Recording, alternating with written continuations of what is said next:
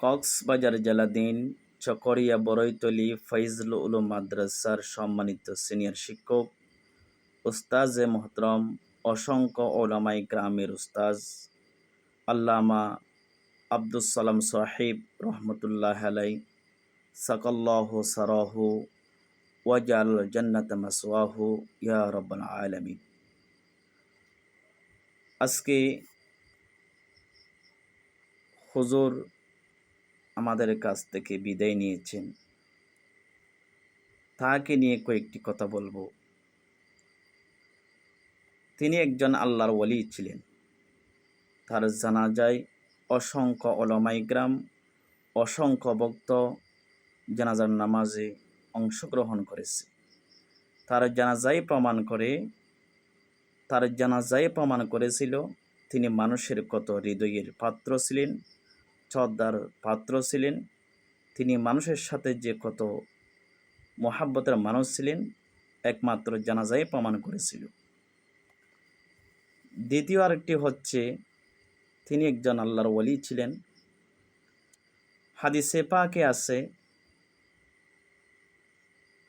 পাকে আছে জুমার দিন, জুমার রাত মৃত্যুবরণ করলে আল্লাহ পাক রব্বুল আলামিন কবর আযাব মাফ করে দেয়। সুবহানাল্লাহি ওয়া বিহামদিহি। কত বড় একটা সৌভাগ্যর কথা! জুমার দিন, জুমার দিন মৃত্যুবরণ করলে আল্লাহ পাক রব্বুল আলামিন কবর আযাব মাফ করে দেয়। তিনি এমন ব্যক্তি। তৃতীয় আরেকটি কথা হচ্ছে, তিনি আল্লাহর ওয়ালি ছিলেন। উস্তাজে মুহতারাম আল্লামা